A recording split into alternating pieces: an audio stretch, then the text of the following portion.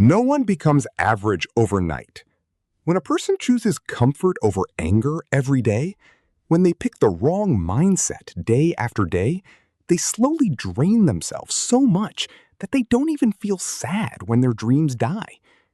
Today, I'm going to show you 7 amazing mindsets that will help you keep choosing growth and better actions again and again. You'll be able to break free from the invisible prison of an average mindset and feel the change right away. Hats off and respect to those who conquer themselves. The very first mental shift is to learn to face bad feelings. In today's modern world, there are 2 forces that you tend to stay average.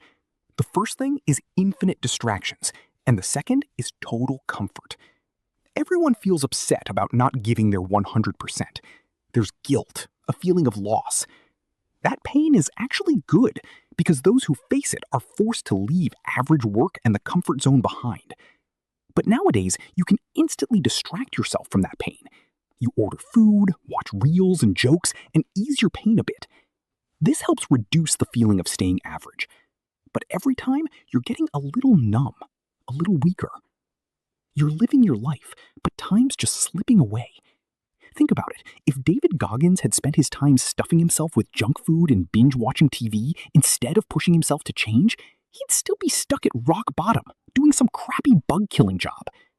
So next time you're upset or something's bothering you, before you try to distract yourself, ask yourself 2 quick questions. First, what just happened right now? Like, am I feeling bad because people aren't respecting me? Second, what's one thing I can do better right now? For example, instead of worrying about what others think, I can focus on managing my time better today. That way, I'll focus on my work as much as possible. This is the first step where you start facing your reality. The second is a mental shift. Take action even if you don't have the energy. The author George Leonard went to Japan to learn karate. His goal was to get a black belt. The training was so brutal that he lost all his enthusiasm in just 15 days. Every morning his body would say, "Stop, quit, you can't do this anymore." Still, somehow he dragged himself to the mat. They say that's when the magic happens. After a while, I'd forget all the pain and tiredness, and after 2 hours of falling and getting up, Guna feels way more energetic. Our brain lies to us a lot. It says, let's wait till we feel more energy, then we'll get to work. But biology works the other way around. As soon as the body gets moving, the brain releases dopamine and adrenaline. We start shaking off laziness and actually think about working. That's the moment when our focus sharpens. What do you need to do? Make a 10-minute fake deal with yourself. Whenever your mind uses tiredness or low energy as an excuse, lie to it. Say, I'll just work for 10 minutes. If I don't like it, then I'll stop. I will do it. Just take the first step. Body language, energy, and focus all go hand in hand. Change one, and the others change automatically. That's how people who start despite being tired don't stay stuck in their comfort zone. Third, mental shift. Don't announce your upgrades.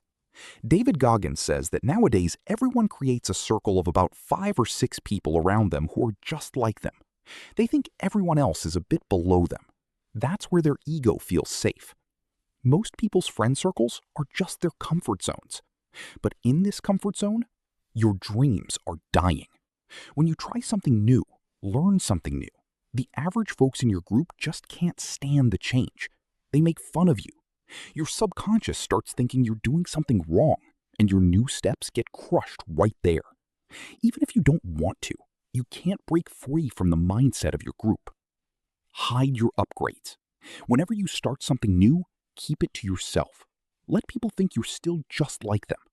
Soon enough, you'll find yourself in a group where people are they like being uncomfortable and inspire you to get better. To leave the average mindset behind for good, you need to know this next truth. Real growth happens when you're alone in the middle. The real growth is when you're in the middle and all alone. That's the truth about motivation. At the start and the end, you get external motivation. But in the middle, you're always on your own. An ultramarathon is a good example of this. In the beginning, sponsors, family, and friends are all cheering for you. At the finish line, they're motivating you to take just 100 more steps. That's external motivation.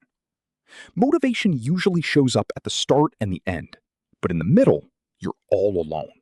No results, no praise. You have to figure out the solution yourself. You have to discipline yourself and heal your own wounds.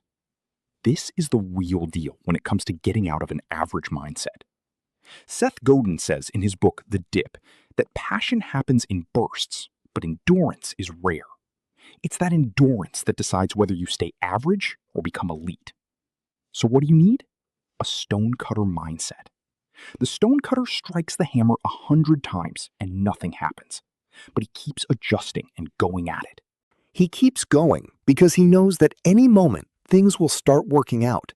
And then on the 121st try, the rock finally breaks. He understands there's no miracle in it. It's just the result of the previous 120 hits. With that mindset, just learn a bit, adjust a bit, and no matter what the situation is, keep moving forward. You don't realize it, but life is doing its thing. The fifth is visualize to dominate. Jack Nicklaus wasn't a super talented hitter. His aim wasn't exceptional either. But what made him special was that he made very few mistakes during the game. Where most pros have about a 50% success rate under pressure, Jack used to make 90% good shots. Because of this skill, he became the most successful golfer in the world. His record of 18 championships still stands today.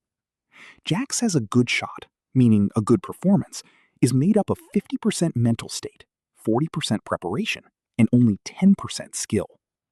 To control his mental state, before every shot, he would fully visualize how the ball would fly through the air, where it would bounce, and where it would stop.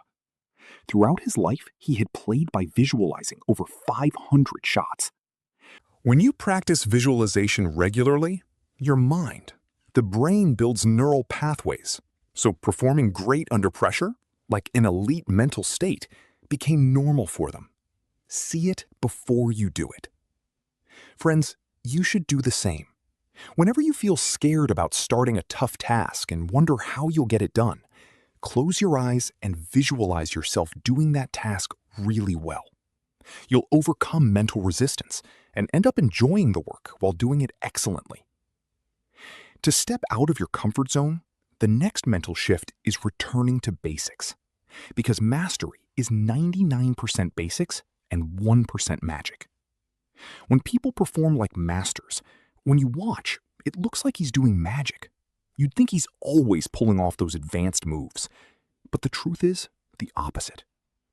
After 6 years of intense training and a month-long exam, George Leonard finally earned his black belt. There was a party that night. Everyone congratulated him. The master said at the party, "Come early tomorrow." George showed up early, super excited, because today they'd learn the black belt advanced moves. But the master said, back to zero. He told them to relearn what they learned on day one, how to fall properly on the mat. Because you can't get bigger than mastering the basics. That's the harsh rule of this game. No matter what you do, you spend 99% of your time working on the basics. Because it's while doing that 99% that you sometimes get a chance to do that extra 1%. Something extraordinary. Real experts aren't magicians. They're masters of Monday. Or, to put it in Hindi, the bosses of boring stuff. On the other hand, we tend to ignore the basic things, like 10 minutes of meditation, sitting quietly, practicing speed reading, revising notes every day and every week, and then stress about that 1%, why we can't solve the toughest questions. And that's how the doubts keep piling up. You end up stuck in an average mindset by just going through the motions. Instead, hit the mental reset button every day. Make a list of basic, boring tasks. Keep refining these basics daily. Repeat them every day. And one day, you'll be doing that 1% that others think is magic.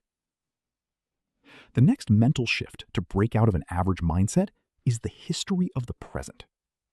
Most people live their entire lives under a hidden condition. If I achieve my goal, then my hard work will be successful. Or if the future turns out the way I want to live, then I'll be happy. In other words, their peace and self-worth are tied to the future. That's the trap. This is the if-then trap. In this trap, people never really live in the present. They see today's hard work as just a ticket to tomorrow's reward. But real hard work is the opposite. Today's effort is its own reward, and right now, you're fully present. In this moment, there's infinite intelligence and infinite flow. True success is a mental state where, despite fear, you take honest action. Success isn't in the result, but in the process, where you're refining yourself every day. So choose your present. Embrace every moment where you're putting in the work, where you're stretching right now. Every morning, ask yourself, am I leaving fear behind and taking action today? If the answer is yes, then know you're already on the path to success. You're successful in this moment. Don't wait for the journey to end, because the journey itself is the destination. Master the present. Know that you've never been stuck. To sum it up, first comes the face the feeling protocol. Ask yourself, what's bothering me right now? And what's one thing I can do better today so I'm not dependent on anyone else?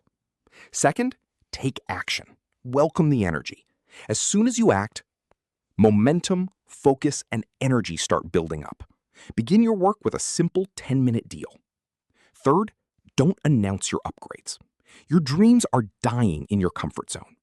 Whenever you start something new, keep it to yourself. In just a few days, you'll find yourself in a whole new group. Fourth, real growth happens when you're in the middle. In the middle, you have to discipline yourself, heal your wounds, and keep moving forward. So adopt a stonecutter mindset. Know this, results can start showing up at any moment because every effort you make is working. Fifth, visualize. Dominate. 90% of your performance depends on your mental state. Get into the habit of visualizing the outcome before you start. Sixth, return to basics. Repeating the boring basics 99% of the time gives you a 1% chance to show some magic. Every day, review and refine your list of basics. Seventh, master the present. Today's hard work is its own reward. The results come from staying fully in this moment and doing what you're doing right now. Once you get this, you'll easily get into the flow. Friends, discipline is a 5-stage journey. If you miss any step, discipline, it's gonna keep breaking. If you want unstoppable, warrior-level discipline like Jocko Willink, make sure to watch the next video. I'll keep sharing work stories. Courage, action, smarts. We'll win.